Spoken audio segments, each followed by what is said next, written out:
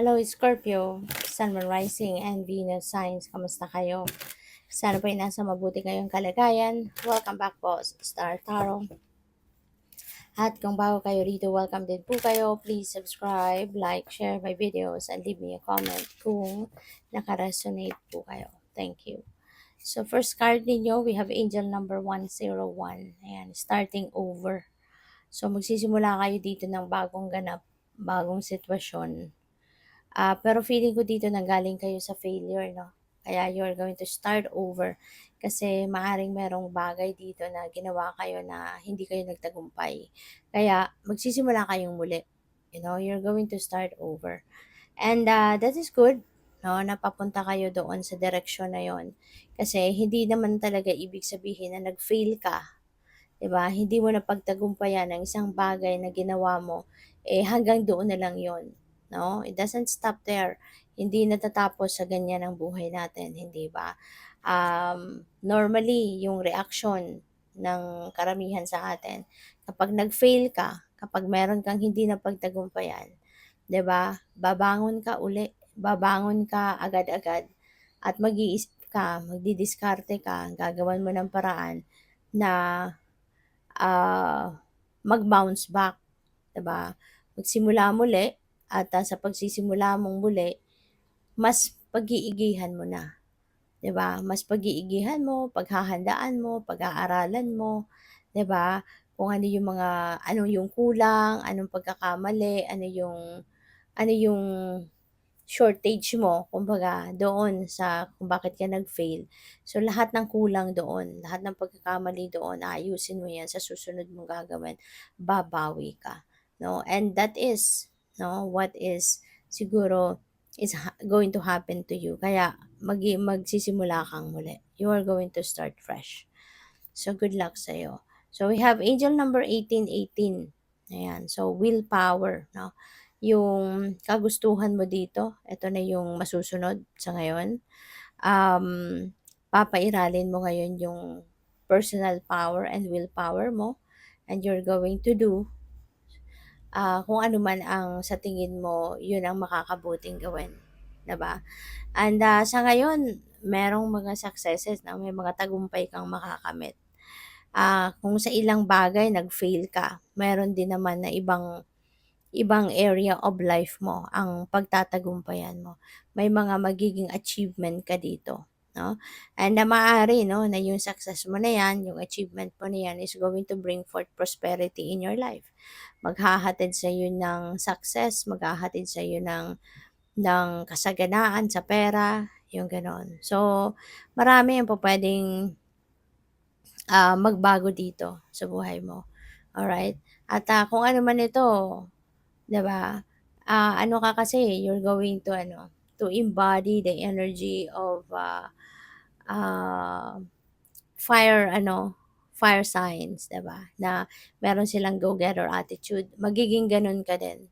Kaya ka lalapitan din ng swerte this time. Kasi aside from magiging determinado ka, papairalin mo na din ngayon yung courage mo, kaya sasabayan ka ng swerte, 'di ba? Kaya kung ano man itong bagay 'no, na nag-fail ka, for sure sa pagbangon mo, sa pagsubok mong muli, magtatagumpay ka na. Kasi mas pag-iigihan mo ng maigi. So, we have angel number 2323. So, maaari 'no, na endless cycle ito eh. So, parang meron ditong karmic cycle. So, maaaring merong sitwasyon dito na hindi mo ina-address, may sitwasyon dito na kaya siya paulit-ulit na babalik sa buhay mo, paulit-ulit ang challenges, paulit-ulit ang problema. Kasi hindi mo nagigets pa kung ano yung lesson na dapat mong matutunan from that. Hindi mo pa nagigets kung ano yung lesson, hindi mo pa nagigets kung paano mo to i ina-navigate 'no, na sitwasyon kaya paulit-ulit 'yan. Pero kapag natutunan mo na kung anong mga bagay na dapat mong matutunan like yung lessons na dapat mong matutunan from that, then that will be the end of it 'no, mapuputol na din 'no, yung cycle na 'yan at hindi na muling babalik sa buhay mo, hindi na muling magyayari pa. So, maraming salamat, no, for subscribing. And if you haven't subscribed yet, subscribe na kayo. And also, maraming salamat din for not skipping the ads. Malaking bagay po yan sa akin. And also, please click the join button sa baba ng video kung gusto po ninyo na mag-join kayo sa membership. Okay? Salamat. So, we have listen to your intuition. Okay? Dahil nga, isa ka sa mga merong malalakas, no, na intuitive abilities. So, dapat lang na makinig ka sa iyong intuition. Pakinggan mo yung inyong intuition, pakinggan mo yung bulong sa'yo ng intuition mo. Kasi, yan ang gagabay sa'yo. You know, yun ang magiging 24/7 na guide mo kung ano mga dapat mong gawin, saan ka dapat pumunta, anong mga importante, ano yung hindi, ano yung dapat, 'di ba? Yung mga gano'n. Kaya pakinggan mo yung inyong intuition, okay? What else? We have success. Wow, Scorpio. So, merong tagumpay na nag-aantay sa'yo rito. Merong tagumpay talaga na dadating. So, kung sa ibang bagay nga, 'di ba, hindi ka magtatagumpay, may mga ilang parte din ng buhay mo na doon ka magtatagumpay, 'di ba? Maaari kasi na hindi puwedeng sabay-sabay 'no, ang tagumpay na makakamit mo. Kaya siguro merong munang mauuna para ma-savor mo muna ito 100% kung ano man ang success na 'to, 'di ba? And then another one will come after. So, parang gano'n. So, whatever this is 'no, for sure you work hard for this. You work so hard for this. Kaya deserve mo yan na i-celebrate, 'di ba? At ipagpasalamat. Wag kang makakalimot na ipagpasalamat ang lahat ng mga successes, no, na nakakamit ninyo sa buhay. Alright? So, what else? We have romance. Maaari ng iba sa inyo dito, baka kayo papasok sa isang bagong love and romantic relationship. Baka baka meron kayong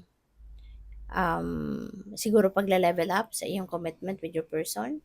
Baka ang iba sa inyo is going to get married na. Baka may ano na. Baka merong marriage proposal. Pwede rin ang iba sa inyo, kung kayo ay nasa existing relationship, baka leveling up na nga yan. Baka mag-ano na kayo, mag-aasawa na, 'di ba? Baka wedding plans ng pinag-uusapan or baka life after wedding, no? Yung dinidiscuss ninyo, saan kayo titira, after, ilan anak ang gusto ninyo, ano ang ipaprioritize ninyo, pag-aanak ba or pag-establish muna ng inyong finances, no? Or kung ano pa man. So, yun. This is a strong bond between two people happening dito. For some of you, Scorpio. So, congrats sa'yo kung kayo ay papasok pa lang sa isang bagong love and romantic relationship. You know? So, good luck. Thank you for watching. Love and light. Namaste.